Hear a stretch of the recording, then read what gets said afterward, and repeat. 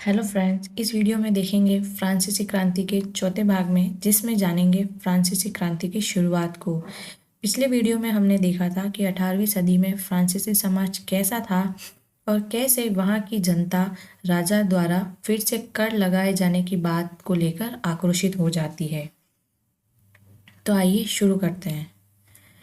France के सम्राट Lewis 16 ने कर बढ़ा दिए थे, लेकिन प्राचीन राजतंत्र के तहत फ्रांसीसी सम्राट अपनी मर्जी से कर नहीं लगा सकता था। उसके लिए उसे एस्टेट जनरल मतलब एक प्रतिनिधि सभा की बैठक बुलाकर मंजूरी लेनी पड़ती थी। ये एस्टेट जनरल क्या थी? ये एक राजनीतिक संस्था थी जिसमें तीनों स्टेट के अपने अपने प्रतिनिधि भेजते थे। लेकिन इस संस्था की बैठक कब बुलाई जाए, इसका निर्णय केवल सम्राट ही तय करता था। सम्राट लुईस 16 ने 5 मई 1789 को नए करों के प्रस्ताव के अनुमोदन के लिए एस्टेट जनरल की बैठक बुलाई, जिसमें पहले और दूसरे स्टेट के 300 प्रतिनिधि भेजे गए और जो आमने सामने की कतारों में बिठाए गए। तीसरे स्टेट के 600 प्रतिनिधि उनके पीछे खड़े किए गए। तीसरे स्टेट का प्रतिनिधित्व इसके समृद्ध एवं शिक्षित वर्ग कर रहे थे, लेकिन इसमें किसानों, औरतों एवं कारीगरों का प्रवेश वर्जित था। फिर भी लगभग 40,000 पत्रों के माध्यम से उनकी शिकायतों एवं मांगों की सूची को तीसरे स्टेट के प्रतिनिधि अपने साथ लेकर आए थे।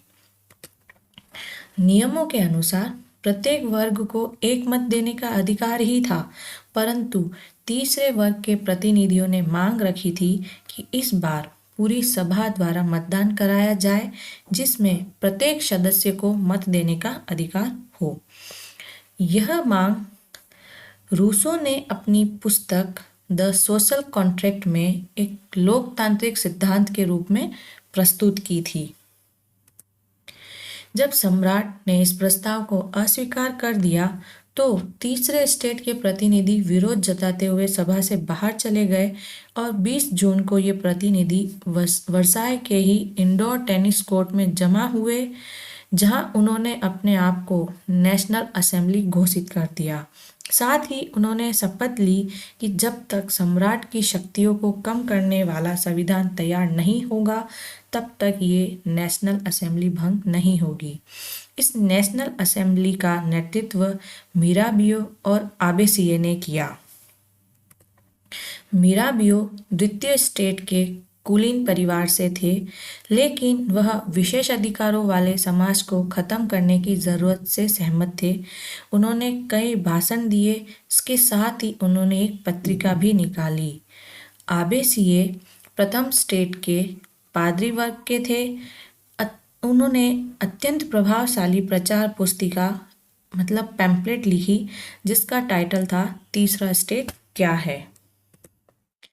अब जिस वक्त नेशनल असेंबली संविधान का प्रारूप तैयार करने में व्यस्त थी, उसके साथ ही पूरा फ्रांस आंदोलित हो रहा था। कड़ाके की ठंड के कारण वहाँ की फसल भी खराब हो गई थी और वहाँ का मुख्य खाद्य पदार्थ पाव रोटी, उसकी कीमतें भी आसमान छू रही थी। इसी स्थिति का फायदा उठाते हुए वहाँ के बेकरी मालिकों ने जमाखोरी करनी शुरू कर दी। बेकरी की दुकानों पर घंटों इंतजार के बाद वहां के लोग और गुस्साई औरतों ने दुकान पर धावा बोल दिया। दूसरी तरफ सम्राट लुईस 16 ने सेना को फ्रांस की राजधानी पेरिस में प्रवेश करने का आदेश दे दिया था, तो गुस्साई भीड़ ने 14 जुलाई को बास्तिल के किले पर धावा बोलकर उसे ढा दिया, क्योंकि वह वहां के सम्राट की निरंकुश शक्तियों का प्रतीक था। अपनी विद्रोही प्रजा की शक्ति का अनुमान करते हुए वहाँ के सम्राट लुईस 16 ने लास्ट में नेशनल असेंबली को मान्यता दे दी और यह भी मान लिया कि उसकी सत्ता पर अब से संविधान का अंकुश होगा। तो 4 अगस्त 1789 में नेशनल असेंबली ने करों कर्तव्यों और बंधनों वाली सामंती व्यवस्था को खत्म करने का आदेश पारित किया।